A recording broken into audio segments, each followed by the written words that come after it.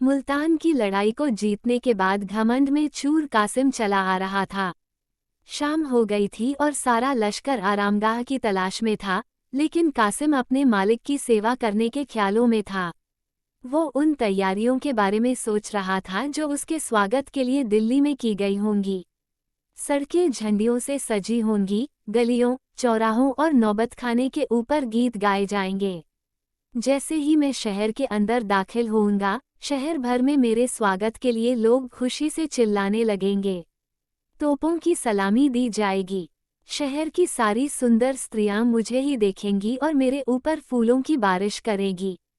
बड़े बड़े लोग मेरे स्वागत के लिए महल के द्वार तक आएंगे। मेरे दरबार में पहुंचते ही हुजूर जैसे ही मुझे गले लगाने के लिए उठेंगे, मैं उनके पैर चूम लूंगा। आह, वो समय कब आएगा? कासिम ने इन्हीं ख्यालों में झूमता हुआ घोड़े को भगाया और सारे कैदियों के झुंड, घायल सिपाहियों को, लश्कर को भी पीछे छोड़ दिया। लश्कर के आगे मुल्तान के राजा की बेगमें और शहजादियां और उनके नौकर चाकर थे। इन सवारियों के आगे और पीछे हथियारबंद ख्वाजा सहराओं का एक बड़ा दल था। कासिम अपनी धुन में घोड़े को आगे बढ़ाए जा रहा था। तभी अचानक उसने एक सजी हुई पालकी में से दो आंखों को बाहर झांकते हुए देखा। कासिम दो पल के लिए चौंक सा गया। उसे अपने दिल में एक कंपकपी सी महसूस हुई। वो नजरें कासिम के दिल के किसी एक कोने में घर कर गई। उसके सामने वही दो आंखें घूम रही थी। उसके दिल में एक मीठी मीठी चुभन सी, एक बेसुधी सी होने लगी। उसका रोने को मन कर रहा था। उसके दिल में दर्द का एहसास जाग गया था, जो प्यार की पहली मंजिल होती है। थोड़ी देर बाद कासिम ने हुक्म दिया, आज हमारा यही ठहराव होगा। आधी रात गुजर चुकी थी और लगभग सारे लश्कर के आदमी गहरी नींद सो चुके थे। पड़ाव के चारों ओर मशालें जलती दिख रही थीं। जो जवान सुरक्षा में थे वो भी जाम्हाया ले रहे थे, लेकिन एक कासिम था कि उसकी आंखों में नींद बिल्कुल न थी। वो अपने आरामदायक खेमे में बैठे हुए सोच रहा था कि क्या उस स्त्री को एक नज़र देख लेना कोई गुनाह है। माना कि वो मुल्तान की शहजादी है और मेरे हुजूर उसे अपने महल में रखना चाहते हैं, लेकिन मेरी इच्छा तो बस उसे देखने भर की है। अगर ये गुनाह है तो मैं ये गुनाह करूँगा। अभी भी तो हजारों बेगुनाहों को मार कर के लौटा हूँ और किसी को एक नज़र देख लेना उन कत्लों से बड़ा गुनाह नहीं हो सकता। वैसे भी कासिम मुल्तान को फतेह करने वाला हीरो था। वो देर रात तक इसी विषय पर सोचता रहा। फिर कासिम ने अपने खेमे से बाहर निकलकर बेगमों के खेमे को देखा, जो थोड़ी दूर पर ही थे। कासिम ने अपना खेमा इन खेमों के नज़दीक जानबूझकर लगवाया था। बेगमों के खेमे के बाहर 5 सैनिक पहरा दे रहे थे। कासिम ये सोचने लगा कि इन सैनिकों को क्या नींद नहीं आती? खेमे के चारों ओर इतनी रोशनी क्यों कर रखी है? कासिम ने अपने खास को आवाज लगाई, मसरूर। मसरूर कासिम के पास आकर बोला, जी हुजूर। कासिम ने बोला, ये मशालें बुझा दो, मुझे नींद नहीं आ रही। मसरूर बोला, जैसी आपकी मर्जी। ये कहकर मसरूर वहां से चला गया और मशालें बुझ गई। थोड़ी देर बाद एक सेविका शहजादी के खेमे से निकलकर बाहर आई और मसरूर से मशालें बुझाए जाने की वजह पूछी। मसरूर ने कहा, सिपाहदार ने ऐसा करने को कहा है, तुम लोग चौकन्ने रहना, मुझे तो उनकी नियत में खोट मालूम होती है। कासिम काफी व्याकुल था। वो कभी लेट जाता तो कभी टहलने लगता। वो बार बार अपने खेमे के बाहर आकर देखता, लेकिन पांचों पहरेदार अपनी बड़ी बड़ी तलवारें लिए पहरे पर अटल थे। इसके बावजूद कासिम पर यही धुन सवार थी कि आखिर शहजादी के दर्शन कैसे हों। इसके आगे उसे ना बदनामी दिख रही थी और ना ही शाही गुस्से का डर। घड़ियाल ने रात के 1 बजाए, जिससे कासिम चौंक गया, जैसे कोई अनहोनी हो गई हो। कासिम इस सोच में पड़ गया कि अब तो कुछ ही घंटों में सुबह हो जाएगी। 3-4 घंटों में तो लश्कर भी कूच कर देगा। कासिम ये सोचने लगा कि अब वक्त कम है, कल तक तो दिल्ली पहुंच जाएंगे। ऐसा ना हो कि सारे अरमान दिल में ही रह जाएं। किसी तरह से इन पहरेदारों को चकमा देकर ये काम किया जाना चाहिए। कासिम ने एक बार फिर मसरूर को आवाज लगाई। मसरूर बोला, जी हुजूर कहिए। कासिम पूछा, बाहर कैसी ठंड है, नींद आ रही होगी ना? मसरूर ने जवाब दिया, जी नहीं, जब आपने ही आराम नहीं किया तो मुझे कैसे नींद आ सकती है। इस पर कासिम ने कहा, मसरूर, मैं तुम्हें कुछ तकलीफ देना चाहता हूँ। तुम्हारे साथ जो ये 5 आदमी हैं, जरा उनके साथ लश्कर का चक्कर लगा आना। रात में कुछ सिपाही जुआ या फिर पास के गांवों में चले जाते हैं, पर काम जरा होशियारी से करना। ये सुनकर मसरूर बोला, पर हुजूर, यहाँ तो पहरेदारी के लिए कोई नहीं बचेगा। तब कासिम ने बोला, जब तक तुम नहीं आ जाते तब तक मैं यहाँ रहूंगा। मसरूर ने धीमी आवाज में कहा, हुजूर, मैं आपकी सभी चालों को समझता हूँ। इसके बाद 5 सैनिक लश्कर की तरफ चले गए। रास्ता साफ था, लेकिन अब कासिम को इस बात का ध्यान आया कि अंदर जाना उतना आसान नहीं है जितना वो समझ रहा था। अब चारों तरफ सन्नाटा था और कासिम दबे पांव शहजादी के खेमे की ओर आया। खेमे के पास आकर पहले कासिम ने ये तसल्ली कर ली कि कोई होना। जब उसे इत्मीनान हो गया तो उसने चाकू निकाला और कांपते हुए खेमे की रस्सियां काट दी। अब खेमे के अंदर जाने का रास्ता बनाया तो उसने अंदर एक दीपक जलता हुआ देखा और फर्श पर सोई हुई 2 दासियों को पाया। शहजादी एक आरामदायक मखमली गद्दे पर लेटी हुई थी। कासिम ने अपनी हिम्मत बढ़ाई और सरक कर खेमे के अंदर घुस गया। वो दबे पांव शहजादी के पास गया और उसे देखने लगा।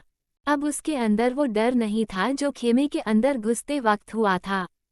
करीब 1 मिनट तक बिना पलक झपके कासिम शहजादी को देखते रहा। कासिम शहजादी की खूबसूरती को देखकर देखता ही रह गया। उसकी बेचैनी ने अब इच्छा का रूप धारण कर लिया। उस बेचैनी में एक व्याकुलता थी, एक पीड़ा थी जो उसे आनंद दे रही थी। कासिम का दिल उस खूबसूरत शहजादी के पैरों में सिर रखने का कर रहा था, रोने को हो रहा था, यहाँ तक कि उसका दिल उस सुंदरी के कदमों में अपनी जान देने का कर रहा था। उसके मन में अजीब सा एहसास होने लगा और वह वासना की लहरों में फंसता चला गया। कासिम करीब आधे घंटे तक उस सुंदरी के पैरों के पास अपना सिर झुकाए बस यही सोचता रहा कि आखिर कैसे उसे जगाए। वो जैसे जैसे करवट बदलती कासिम का कलेजा मुंह को आ जाता।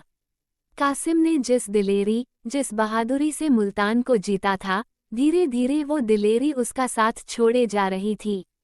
फिर अचानक कासिम ने एक गुलाबपोश को देखा, जो एक चौकी पर रखा हुआ था। उसने गुलाबपोश उठाया और फिर सोच में पड़ गया कि शहजादी को जगाऊं या नहीं। अंत में हिम्मत कर कासिम ने शहजादी के चेहरे पर गुलाब जल के कई छींटे डाले, जिससे शहजादी की नींद खुली और उसने अपने सामने कासिम को पाया। कासिम को देखकर उसने फौरन अपना चेहरे पर नकाब डाला और धीरे से मसरूर को आवाज लगाई। इस पर कासिम ने कहा, जी वो मसरूर तो यहाँ नहीं है, लेकिन आप मुझे अपना ही खादिम समझिए। शहजादी ने अपना नकाब ठीक किया और खेमे के एक कोने में जाकर खड़ी हो गई। कासिम को आज पहली बार अपनी वाक शक्ति को लेकर यह एहसास हुआ कि वो कितना गंभीर आदमी है। उसे अपने जज्बात बयां करने में हमेशा झिझक होती थी। कासिम ने कहा, मैं जानता हूँ कि मैंने गलती की है, आप इसकी जो सजा सही समझे वो मुझे मंजूर होगी। कासिम ने शहजादी के सामने आह भरते हुए कहा, मैं ही वो बदनसीब इंसान हूँ जिसने आपके बुजुर्ग पिता और भाइयों को मारा है। मेरे ही हाथों से मुल्तान के हजारों जवान भी मारे गए।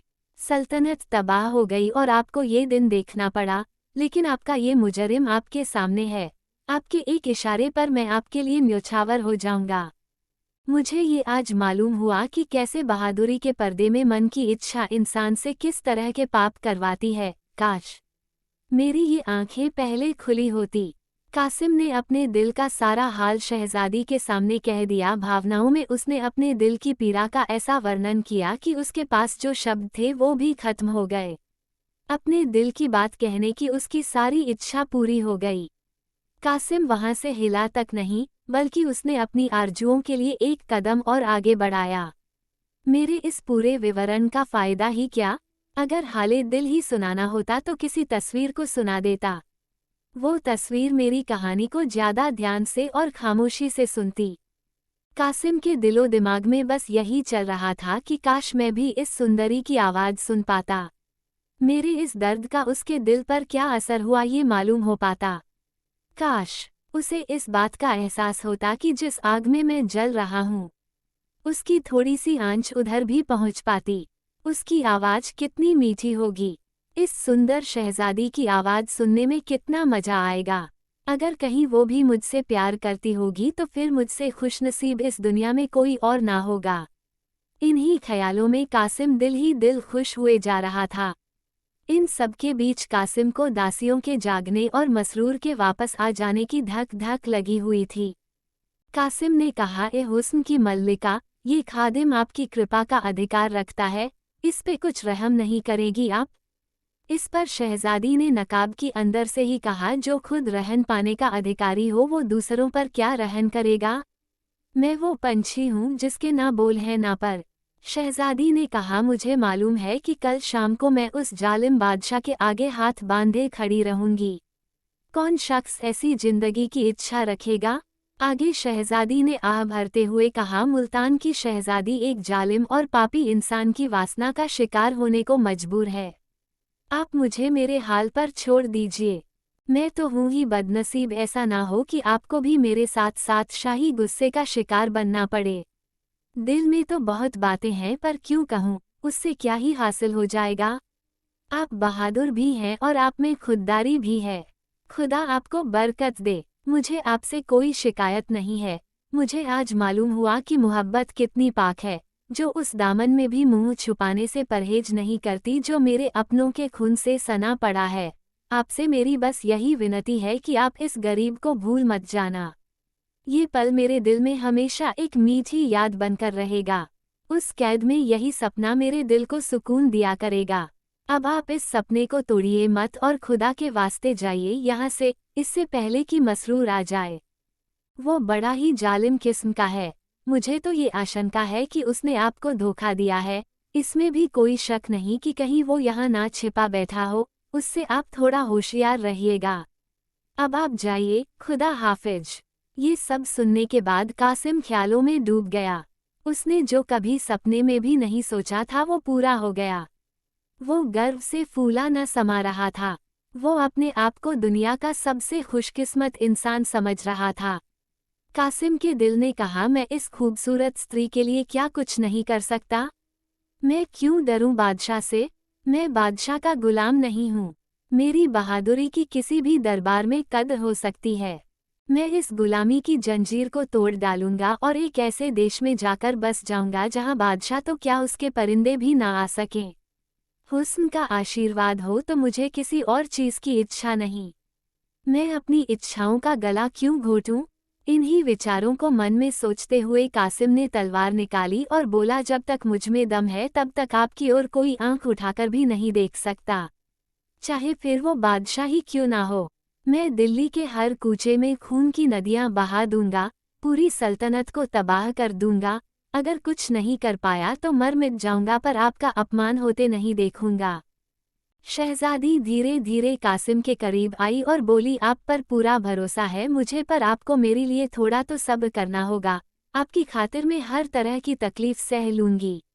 आपका प्यार ही मेरी हिम्मत बनेगा। इस बात का यकीन है कि आप मुझे अपना समझते हैं, मेरा सहारा बनेंगे। ना जाने तकदीर हमें फिर मिलाए या नहीं। इस पर कासिम ने अकड़ते हुए कहा, हम लोग दिल्ली जाएं ही क्यों, भरतपुर भी तो जा सकते हैं। शहजादी ने कहा, पर हिंदुस्तान से बाहर थोड़े ना जा सकते। जंगलों और वीराने में जिंदगी चैन से नहीं बीतेगी। आप असलियत से मुंह मत मोड़िए। माना खुदा ने आपको बहादुरी बख्शी है, पर तेगे इस्फानी भी तो पहाड़ से टकराएगी तो टूट ही जाएगी। शहजादी की बात सुनकर कासिम का जोश थोड़ा ठंडा हुआ। कल्पना की दुनिया का जो भ्रम उसकी आंखों पर था वो हट गया। उसे अपनी बेबसी साफ साफ दिखाई देने लगी। कासिम बोला, अगर आपको मेरे साथ जंगलों में जिंदगी बिताना पड़े तो क्या? मोहब्बत में तो दुनिया की नेमतें भी फीकी लगती हैं। इस पर शहजादी ने कहा, पर मुझे ये मंजूर नहीं कि अपनी भलाई के लिए मैं आपकी जान खतरे में डालूं। खुदा वो दिन कभी ना लाए जिससे कि आपका बाल भी बांका हो। आपकी खैरियत और बहादुरी की खबरें ही मुझे उस कैद में तसल्ली देंगी। मैं आपकी खातिर वो सब सह लूंगी, ताकि अगर कभी मौका मिले तो आपसे दो चार बातें कर सकूं। ये सब सुनने के बाद भी कासिम वहां से हिला तक नहीं। उसकी इच्छाएं उम्मीद से बढ़कर पूरी हुए जा रही थी। उसने सोचा कि अगर मोहब्बत की ये बहार चंद लम्हों की मेहमान है तो फिर उन लम्हों को आगे का सोचकर बर्बाद क्यों करना। अगर तकदीर में इस हुस्न की मल्लिका को पाना नहीं लिखा है तो फिर ये मौका क्यों हाथ से जाने दूं? कौन जाने मुलाकात का मौका फिर मिले या ना मिले। ये सब सोचने के बाद कासिम ने कहा, अगर आपका यह आखिरी फैसला है तो मेरे लिए सिवाय मायूसी के क्या चारा रहेगा। पर बस आप एक पल के लिए ही सही पर मेरे पास आकर बैठ जाइए, ताकि मेरे बेकरार दिल को थोड़ी तसल्ली मिल जाए। आइए एक पल के लिए हम ये भूल जाएं कि जुदाई की यह घड़ी हमारे सामने खड़ी है। आइए ये पल साथ मिलकर बिताएं। आप अपनी खूबसूरत हाथों से हमें शराब पिलाएं। कासिम सब चीजों से बेखबर शराब पीता रहा। उसने इतनी शराब पी ली कि उसकी गर्दन झुक गई और आंखें लाल हो गईं। वो पूरी तरह से नशे में था। फिर अपनी लालसा भरी आंखों से वो शहजादी की तरफ बढ़ा ही था कि घड़ियाल ने सुबह के 4 बजाते हुए जोर से कूच के डंके को बजाया, जिसकी दिल छेदने वाली आवाज कासिम के कान में आई। कासिम की बाहें खुली की खुली रह गई। दासियां भी उठ बैठी और शहजादी भी वहां से उठ खड़ी हुई। बेचारा कासिम अपने दिल की इच्छाएं लिए खेमे से बाहर निकल आया।